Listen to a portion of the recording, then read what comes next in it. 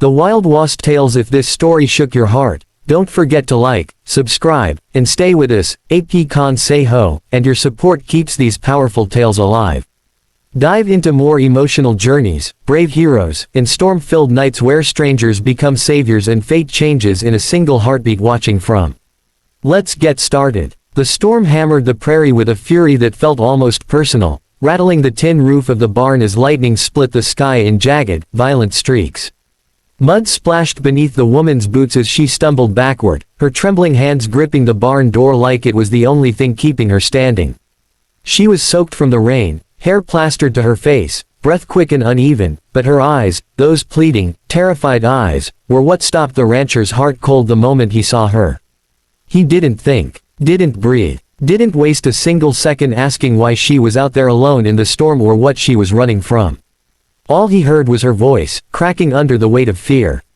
All he saw was the way her knuckles whitened as she held onto the wood behind her, as if someone, or something, had been right on her heels. He sprinted through the mud, rain lashing against his face as the wind shoved hard against his chest. When he reached her, she nearly collapsed into him, flinching when thunder cracked overhead. He steadied her with both hands, surprised by how cold she was, like her body had been fighting the storm long before she reached the ranch.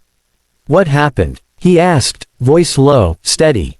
Not demanding, just trying to anchor her to something that wasn't fear. But the woman shook her head hard, choking on her breath, pointing beyond the fields where the darkness swelled like a living thing. Her mouth opened, but the words refused to form, trapped behind the panic flooding her senses. He felt her pulse racing beneath his fingertips. Whatever she'd seen wasn't small. It wasn't trivial. And it wasn't over. "Inside," he said gently, guiding her into the barn before she could fall again. She moved like someone who had been running too long, running from more than just the storm.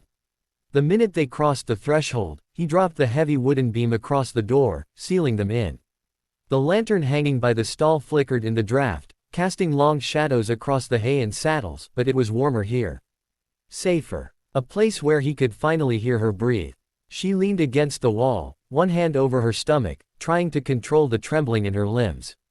Her wet clothes clung to her like ice, and her dark hair dripped water down onto the dirt floor. She looked young, but not fragile, 30, maybe, but fear had drained the color from her cheeks, leaving her eyes wide and hunted. "You're safe here," he said, his voice solid, the voice of a man who made promises he intended to keep. "Look at me." Slowly, painfully, she lifted her gaze. And he saw something he didn't expect: guilt, fear, and a desperate need to trust someone she didn't even know. "They're coming," she whispered finally, her voice barely audible over the rain beating against the barn roof. "You have to believe me, they're coming." He didn't flinch, but his body went still. The wind howled again, shaking the door as if something tested its strength. He stepped closer to her so she wouldn't have to repeat herself. "Who's coming?" he asked. She swallowed hard, fingers tightening in her soaked jacket. "Men. Armed. Angry. I didn't mean to cross their land.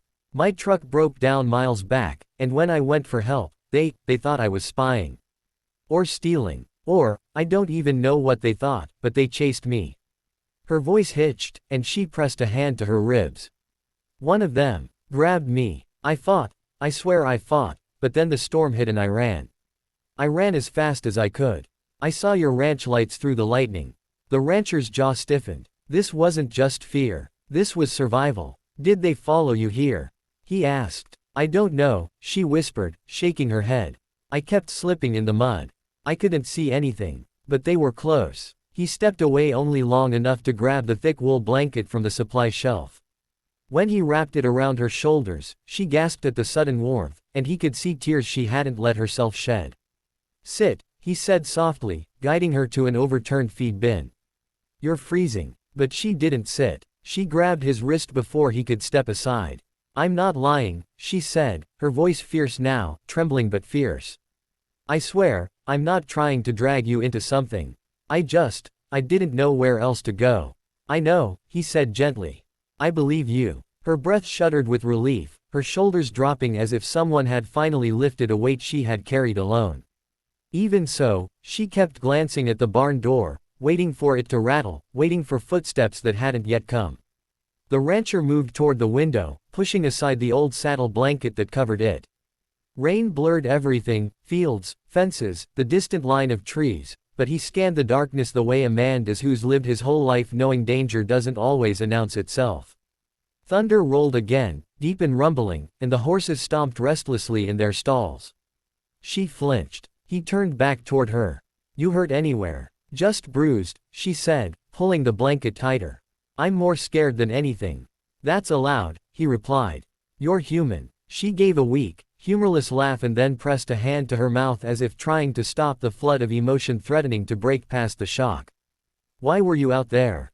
he asked after a moment, not demanding, just trying to piece together the danger walking toward them. "I'm a wildlife photographer," she said, voice steadier than before. "I was following reports of rare mustangs near the ridge. I didn't realize I was on restricted land until they came out screaming at me."